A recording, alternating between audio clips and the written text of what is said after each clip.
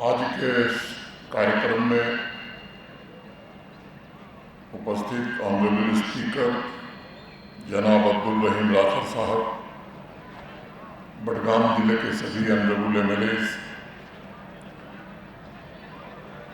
विभिन्न राजनीतिक, सामाजिक और धार्मिक संगठनों के प्रमुख नेता, principal secretary home Shri Chandrakar Bharati ji, special DG police SDM Gilani sahab, divisional commissioner Kashmir Shri Anshul Garg ji, DIG central Kashmir Rajiv Om Prakash Pandey ji, DC Budgam, IG Kashmir, SSP Budgam,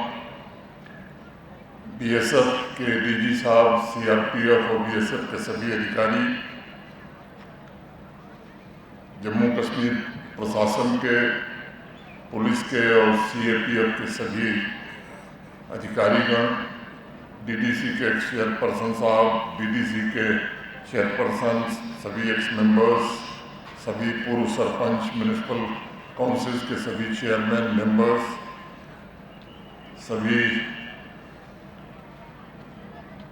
विद्यालयों और कॉलेजेस के अध्यापक, प्रिंसिपल, विद्यार्थी, trade union leaders, business fraternity के सभी हमारे साथी, विशेष रूप से यहाँ उपस्थित सभी बहनों, माताओं, नौजवान साथियों तथा मित्रों, मैं आपके सामने नशे के खिलाफ पिछले 24 दिनों से चल रहे युद्ध में मदद मांगने आया हूँ। मैं जानता हूँ कि 11 अप्रैल से ही बडगाम के शहर और गांव बढ़ चढ़कर इस अभियान में हिस्सा ले रहे हैं, लेकिन अब इसकी रफ्तार को और तेज करने की ज़रूरत महसूस हो रही है। और मैं चाहता हूँ कि नशा मुक्त जम्मू कश्मीर के संकल्प को बडगाम का एक एक परिवार, एक एक नागरिक इससे जुड़े और आप हमारी मदद में आए। आप लोगों ने 3 तारीख को देखा था, नागरिकों के हुजूम ने श्रीनगर से एक संदेश दिया कि हमारे मुस्तकबिल को जहर से भरने वाली ताकतों का डटकर मुकाबला किया जाएगा तथा ड्रग फ्री जम्मू कश्मीर का संकल्प पूरी तरह से साकार भी किया जाएगा। मैं आपसे उस ख्वाब को पूरा करने की गुहार करने आया हूँ। पूरे बडगाम को ड्रग्स के उस जहर के खिलाफ खड़ा होने की अपील करने आया हूँ जो हमारे युवाओं की रूह को नष्ट कर रहा है। मैं मानता हूँ कि हर एक नौजवान जो नशे के कारण खो जाता है वो हमारे आने वाले कल के वर्कफोर्स की खोई हुई ताकत है। वह हमारे पुलिस और सेना का खोया हुआ एक ऑफिसर और जवान है। वो भविष्य का एक वैज्ञानिक है। हर वह परिवार जो लत के कारण टूट जाता है वह हमारे आवाम की बुनियाद में पड़ी एक दरार है। ऐसे खतरनाक जहर के खिलाफ जंग में सबसे पहले इस सच को स्वीकार करना होगा कि अनेक बच्चे बच्चियां नशीले पदार्थों की गिरफ्त में हैं। इसे स्वीकार करने में न कोई संकोच होना चाहिए और मुझे कोई हर्ज भी नहीं दिखता, क्योंकि वे तो हमारे ही बच्चे हैं। वे अपराधी नहीं हैं बल्कि विक्टिम्स हैं और उन्हें गले लगाने की ज़रूरत है।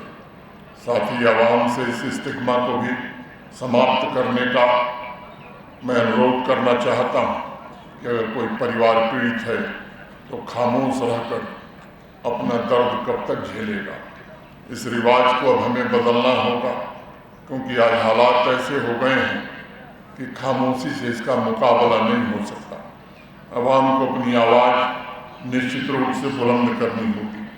1000 बर्ग गिरे लाख आंधियाँ उठें, वो फूल खिल के रहेंगे जो खिलने वाले हैं।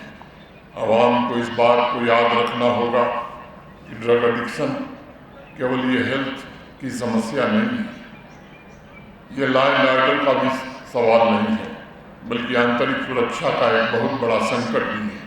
नशा न केवल नौजवानों की आकांक्षाओं को खोखला करता है, बल्कि उनके आत्मविश्वास को भी चोट पहुंचाता है। और इतना ही नहीं, आतंकवाद की फंडिंग भी नशे के व्यापार से हो रही है। पूरी दुनिया जानती है कि हमारा पड़ोसी आतंकवाद का प्रमुख पोषक बन चुका है। इसलिए नशीले पदार्थों की तस्करी और टेररिज्म की फंडिंग अब ये अलग अलग समस्याएं नहीं हैं, बल्कि वे एक ही दुश्मन के दो हाथ हैं। बडगाम के मेरे भाई बहनों, मैं आपसे कहना चाहता हूँ, इस बात को याद रखिएगा, जब हम नशे से लड़ते हैं तब हम आतंक से भी लड़ते हैं। जब हम अपने नौजवानों की रक्षा करते हैं तब हम अपने जम्मू कश्मीर और राष्ट्र की रक्षा करते हैं। मैंने 24 दिन पहले ड्रग फ्री जम्मू कश्मीर अभियान एक विश्वास के साथ शुरू किया था और ये कहा था कि कोई भी दुश्मन, चाहे वो कितना भी षड्यंत्रकारी क्यों न हो, वो एकजुट समाज के सामने नहीं टिक सकता है। केवल प्रशासन और पुलिस इस युद्ध को नहीं जीत सकते, केवल सरकार इसे नहीं जीत सकती, लेकिन साथ मिलकर हर रिलीजियस लीडर, हर राजनीतिक नेता, हर टीचर, हर पेरेंट, हर बुजुर्ग, हर डॉक्टर, हर बहन, हर नौजवान, इन सब शक्तियों को एक साथ मिलाकर हम एक अजेय ताकत बन जाते हैं। और मुझे विश्वास है कि इस भाव से बडगांव इस अभियान को आगे बढ़ा रहा है।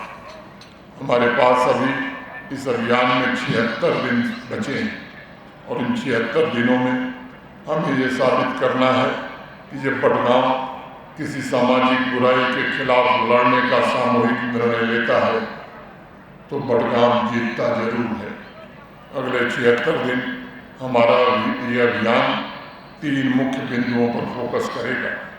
पहला, ड्रग के सप्लाई चेन पर पूरी तरह से कठोर प्रहार।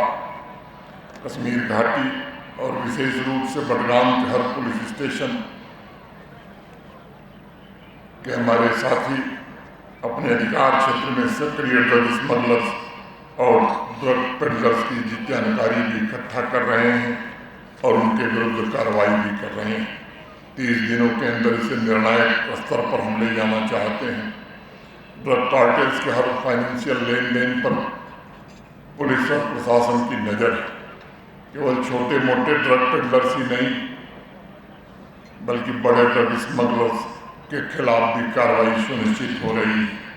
ड्रग के पैसे से जो महल खड़े किए गए हैं उन्हें मिट्टी में मिलाने का काम भी हो रहा है। मैं बडगांव में सक्रिय ऐसे सभी तत्वों और नार्को टेरर से जुड़े हुए लोगों से कहना चाहता हूँ कि बडगाम की धरती पर अब तुम्हारा समय समाप्त हो गया है। हमारी एजेंसियाँ, हमारे सुरक्षा बल, हमारी पुलिस इसके जड़ में तुम हो, वो जानती हैं कि तुम कौन हो और कहाँ हो।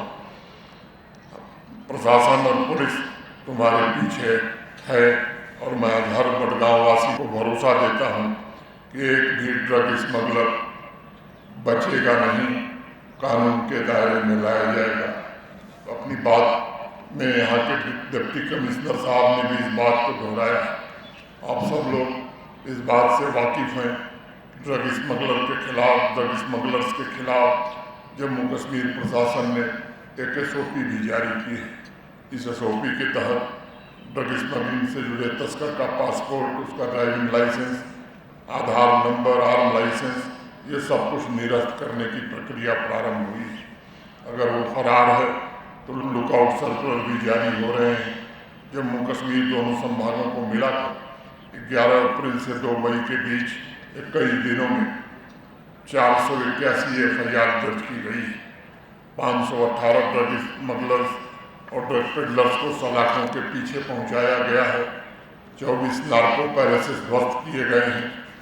करोड़ों रुपए की प्रॉपर्टी जब्त की गई है। अकेले कश्मीर संभाग में अलग अलग जिलों में 26 नार्को पैलेसेस को अटैच करने का काम पुलिस ने किया है।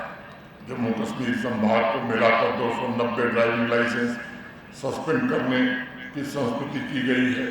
अभी DC बडगांव ने यहाँ जो कार्रवाई हुई है उसके बारे में विस्तार से आपको बताया है। जम्मू और कश्मीर दोनों संभागों को मिलाकर 3000 से ज़्यादा ड्रग स्टोर्स की जांच की गई है। ऐसे तमाम आंकड़े हमारे पास हैं जो दर्शाते हैं कि ड्रग्स के सप्लाई चेन को पूरी तरह नष्ट करने के लिए आवाम के साथ मिलकर सिविल और पुलिस एडमिनिस्ट्रेशन के साथ ही जीरो टॉलरेंस टू ड्रग्स की नीति अपनाकर शिद्दत से काम कर रहे हैं। दूसरा महत्वपूर्ण फ्रंट है जागरूकता का। कोशिश की जा रही है हर परिवार, हर एक नागरिक को जोड़कर जम्मू कश्मीर में एक ऐसा कैंपेन चलाने का प्रयास हो रहा है जैसा जम्मू कश्मीर में पहले कभी नहीं देखा था। हमारे स्कूल, कॉलेज, सामाजिक संगठन, रिलीजियस लीडर, पॉलिटिकल ऑर्गेनाइजेशंस, स्वयंसेवी संस्थाएं, जम्मू कश्मीर का प्रशासन, पुलिस, CAPF, सब लोग मिलकर के नशा जागरूकता के खिलाफ मुहिम छेड़े हुए हैं। तमाम कंटेंट क्रिएटर्स, खिलाड़ी, कलाकार, लोकल आइकन्स भी इसमें भाग ले रहे हैं।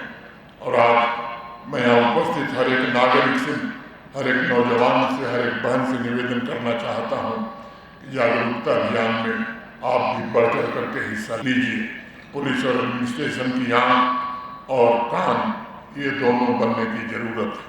यदि आप बडगाम के किसी कोने में कोई भी संदिग्ध गतिविधि, किसी सस्पिशियस एक्टिविटी को देखते हैं तो मेरा आग्रह होगा कि उसे रिपोर्ट करें पुलिस को, उसे रिपोर्ट करें प्रशासन को। आपके सहयोग से ही ये सुनिश्चित किया जाएगा कि बडगाम के किसी गांव, किसी भी पड़ोस, किसी भी कॉलेज के आसपास कोई ड्रग पेडलर दिखाई भी न पड़े। मैं आज बडगाम की इस पवित्र मिट्टी से एक और निवेदन करना चाहता हूँ। प्रशासन कोशिश कर रहा है, हम चाहते हैं कि इनफॉर्मल पेरेंट्स ब्रिगेड हर पंचायत में हम तैयार करें।